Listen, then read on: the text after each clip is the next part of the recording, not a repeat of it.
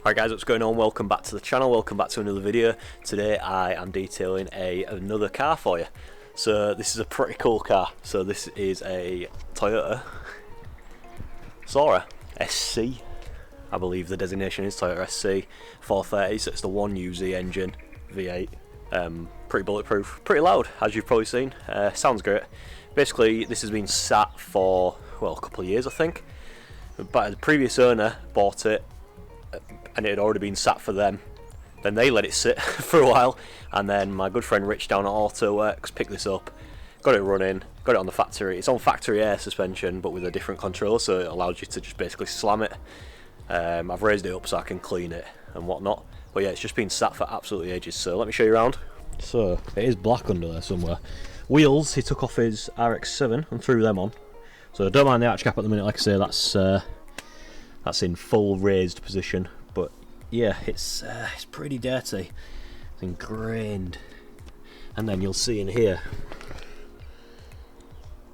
all the moss and mould. So yeah, it's the same kind of story all over the car. So front end's not too bad. Then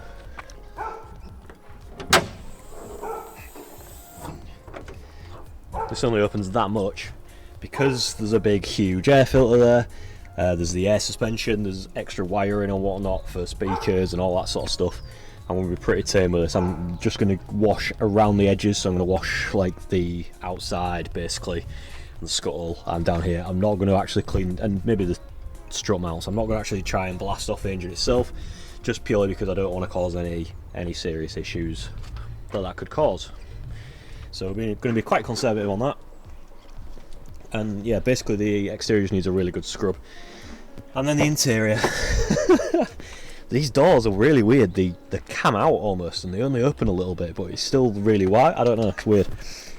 Anyway, these are like the comfiest seats, but as you'll see, there's all sorts of manner of wildlife and nature in there. So been converted to manual with a cut down auto pedal and a clutch off to the side. But yeah, it's pretty fun. There is some sort of trim for this that he's going to sort, but he literally got it a few days ago, so we're not quite there yet. What's that? Is that the glove box? Wow, okay. But yeah, here's a really cool car. Let me show you the dash. Let me go around the other side and show you the digital dash. Look at that. How 90s can you get? That is awesome. That digital dash looks so cool. Digital tacho there as well when you start it up. That climbs like a bar chart. It is just awesome. Yeah, really cool car. So yeah, the interior is pretty bad as well. This is the carpet. I don't have an extractor, but luckily it ain't terrible. It just wants it habitable. But I am gonna blast these off. There's no point, even if I had an extractor, I won't be extracting these. I'm just gonna hoover over them real quick, and then I'm gonna soak them with some all-purpose cleaner and scrub the life out of them, and then I'm gonna blast them with a jet wash, because there's no point going any softer than that. You're just gonna blast them through. I've got it all weekend. Blast it through, let it dry. I mean, look, you're not gonna get that clean with an extractor. Best to just blast it through and do the best that I can with it. And that's what I'll do the best I can. And then, so I'm gonna do that first, just blast these out. Then I'm gonna do the exterior, because it's gonna need a while to sit and soak and scrub, and we're out of the sun at the minute, we're in the shade, we're lucky. So it's kind of perfect conditions really. Oh, these doors are heavy. God. And the engine bay as well with that. I'll set you up and we'll get to cleaning the mats. Let's go.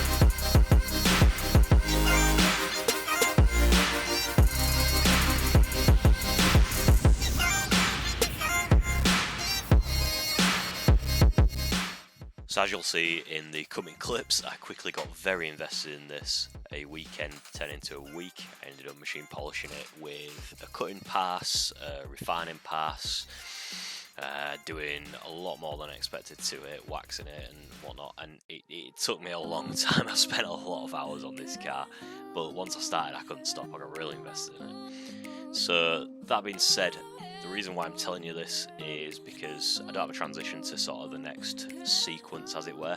I kind of just jet washed the mats out and hung them up to dry somewhere and left them for a few days drip drying, because they're really thick pile, really nice carpets, really nice mats. And then I jumped straight onto the engine bay. So again, like I say, I only went over the sort of perimeter of it because I didn't really want to blast the 1UZ. It's got the cam covers off and whatnot, so I don't really want to attack it too aggressively. And yeah, so I'll just quickly give you an outline of what I did, and then we'll move on to the next scene.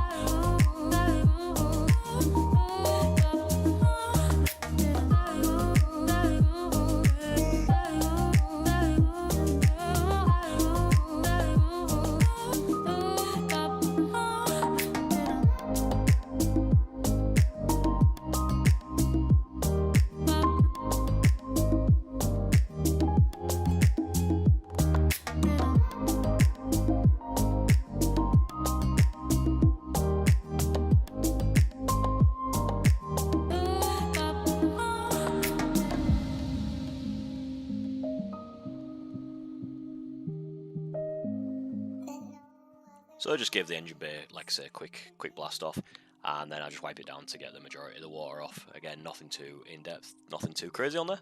Next, what I start doing is I basically go around all the crevices and tight areas and places where there can be ingrained dirt with the all-purpose cleaner, and then let it sit for a couple of minutes and then just blast it out.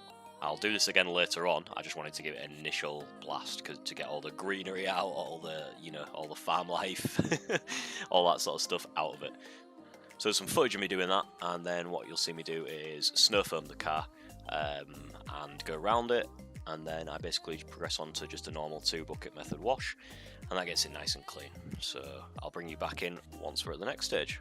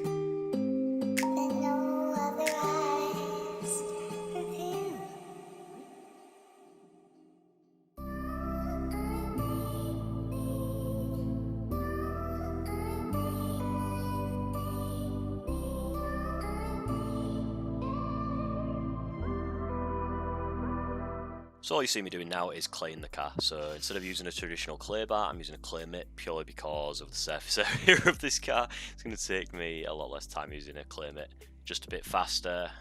You can just keep using the same clay mitt as it were. You don't have to fold a clay bar to a new surface area and deplete the resource. You can just keep using this and rinse it out. And you see me using it the next day as well. I only got a certain amount done before the light started to fade too much. So I basically finish off what I didn't finish claying. And then, yeah, we're basically just getting it all nice and cleared. And that basically means that the surface is going to be contaminant free for when we're machine polishing. So that's important because you don't want to pick anything up when you're machine polishing that you might then be dragging around and obviously, you know, embedding back into the paintwork. So I'm just showing you the general condition of the paintwork here. There's nibs all over it, there's dust under the paint. It's quite hard to photograph with it being black, and everything always looks better on camera. But these aren't watermarks, these are actually ingrained in the paint. I'm trying to show you the swirl marks as well here and the hologramming and stuff. It's quite hard with direct sunlight. I'm not quite as much of a cinematographer as some people might be, so I can't really get that. There's also weird marks that look like flattened marks. There's also marks then induced from the actual claying process as well, which is important to note. They usually will be. So although this reflection shot here might look really good, this is just after the cutting pass. It's still, the paint is still torn up. I still need to refine it and whatnot. But it just shows you the improvement between this, which is, you know, a nice deep black surface using the microfiber cutting pad, and the actual damaged surface, which is shown here. So it's kind of cloudy, and then you see again the really nice, it's restored the depth and the colour back to the paint. And that's really what I'm trying to illustrate. Again, it's hard to capture on camera, but that's just what I'm trying to get across here. And then what you're going to see me do next is actually some polishing. So it's sped up, of course, but you're going to see me in a couple of seconds just basically the process I go through. Because Jack paint's pretty soft and this is single stage, I only needed 2 or 3 passes with a, you know, it's quite an aggressive pad anyway, a microfiber pad, plus I'm using a cutting compound. So yeah, you basically just see me spread the polish out across the paint, do a couple of passes, and yeah, wipe it off. So enjoy that, and I'll come back to you in the next clip.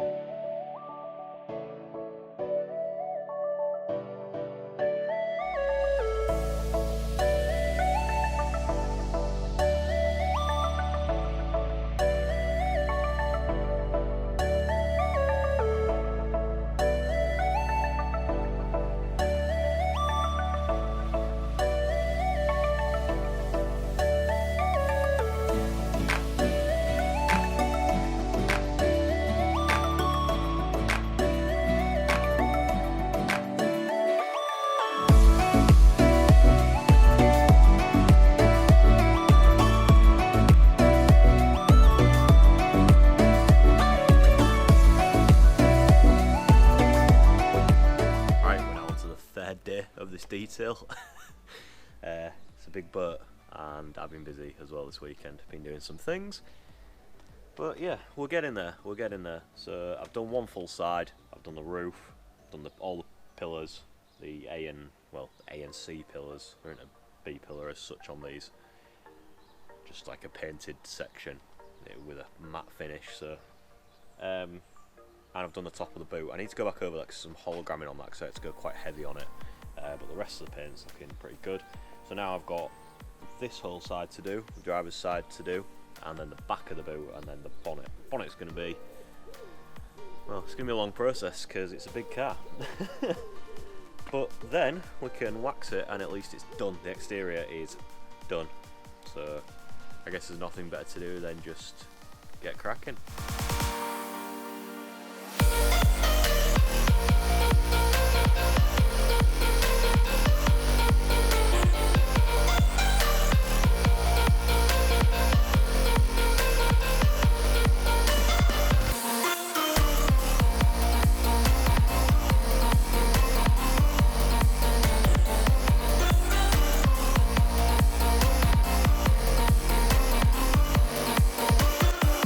Alright guys, so it's day something of this detail. You can probably hear the Soarer idling in the background. You see all the condensation coming up from there. Basically, I did a lot off camera because I had limited time to get this done. It was a lot worse than I expected. Basically what happened was I cut the whole entire paintwork. I didn't realise how big the car was until you get around it. You don't realise how big one of these are. I think, oh, 2-door coupe thing. Easy, yeah, no worries. And then you realise that the 2 doors are as long as a normal door, and the bonnet's the size of my car, and you know, anyway. So got around it, cut it all. There was a lot of depth back to the paint. The paint's still knackered, you know, there's blisters in it. It's been repainted by Stevie Wonder 10 years ago with single stage paint, but it got cut, it looked a lot blacker, a lot deeper, a lot better. And then I actually went round it with finishing polish and a finishing pad and refined it all. So that took absolutely ages. But basically, it's fully polished on the outside. I've fully waxed it with some Built Hamber double speed wax, so it is looking amazing. It's looking so nice. It's going to be protected. The beading's great. I panel wiped it before I waxed it, so it's, you know, the wax is properly adhered. It's going to bond properly. Really good. So yeah, pretty happy with how it's going so far, other than the time it's taken me.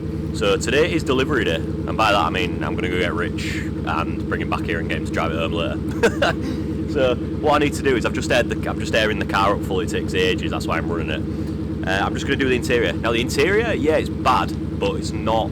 It's all just a big flat surface basically. So it just needs a really good hoover, good wipe down with some water and some all-purpose cleaner and a bucket full of warm water with a microfiber in. And that's basically what it needs. So I'm going to do the back first, work my way forwards. Won't film that, real awkward to get in. Maybe I will. See if I can film that. If I can, then I'll show you some of that.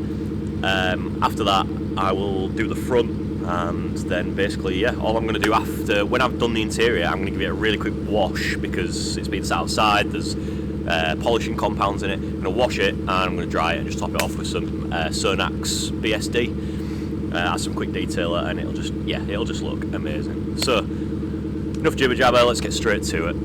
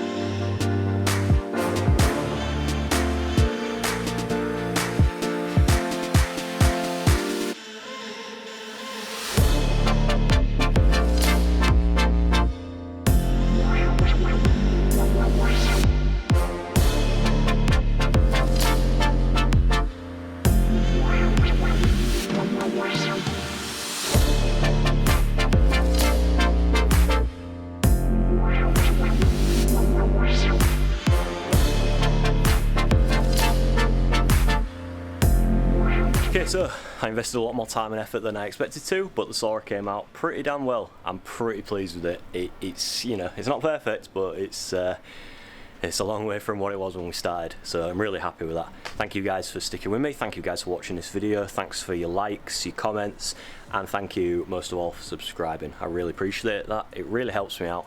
And on that note, I'm going to get some rest, so I'll see you guys in the next one.